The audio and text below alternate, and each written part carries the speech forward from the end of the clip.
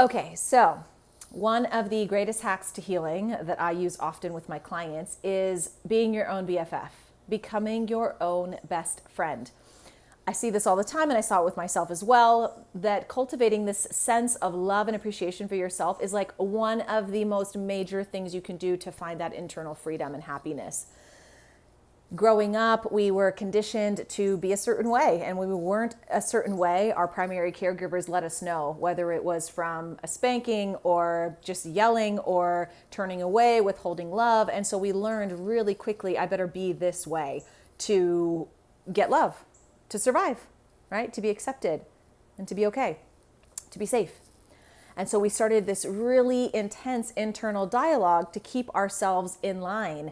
And generally it is very negative and very intense and very mean because it's trying to protect you. It's trying to keep you safe, but it's actually not working very well. If any of you resonate with this idea of an inner critic, then you know that it can really run your life. It can really take over in situations and shut us down completely.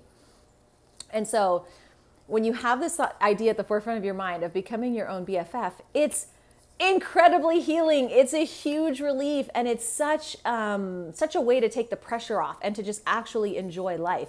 When you think about, okay, so how do I treat one of my very best friends? How much do I love that person? I love them a lot.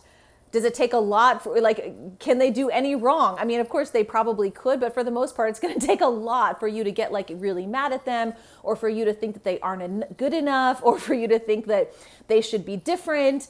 These types of things don't happen when we think of our best friends, but thinking about ourselves, I mean, how often are you berating yourself inside your mind that you should have done it better?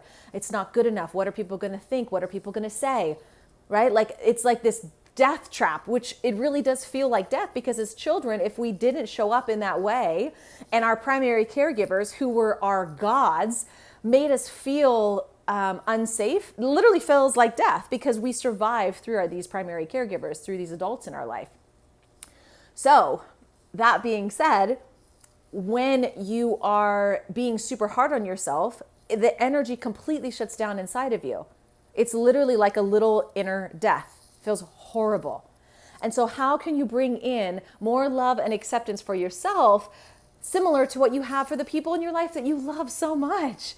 Like, start to learn to talk to yourself in the way that you would speak to your best friend, right?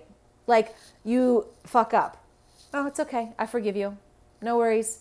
For about 1 or 2 years, I had the mantra to myself, I forgive you. So every single time I did something that my perfectionist perceived as not right, as not good enough, as I should have done it differently or better, immediately, boom, I forgive you. Okay, I forgive you. It's just my mantra. I forgive you. You can say, I love you. You can immediately just say, okay, I love you. And just drop it right then and there and get in that habit of, like, instead of going into like what I should have done, instead of going into the ruminating, which is always coming from like a younger place, immediately drop the thought and insert, it's okay. I forgive you. I love you. We got this. Do it different next time. And just this little tiny habit, this little tiny practice of inserting love and understanding and forgiveness in those moments when the inner critic would have come in and gave you like a chop, right? And probably ruined your day for the rest of the day. It can be this simple, but it just takes practice. So if this resonates, I would love to hear how this works in your life. Just immediately catching yourself in the negative thought pattern and inserting, what would I say to my very best friend right now if this was happening to them? How would I handle this with them? What would I say to them? How would I encourage them and love them and build them up? Like, why do the other people get all of this love and appreciation, but we don't get it ourselves? It's not the jam. You got to flip it around.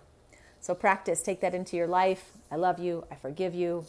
You're doing great. Everything's going to be okay. And it'll start to loosen up. You'll start to realize, like, oh yeah, I actually do deserve my own love and appreciation as much as everybody else in my life that I love. And how empowering is that? Moving into the world knowing that you yourself are your own biggest support. It's a game changer. It's a game changer. And it'll result in more happiness, more sense of ease, deeper connection with others. It'll give others the permission to not be so hard on themselves. It's a win-win across the board. All right. Happy best friending.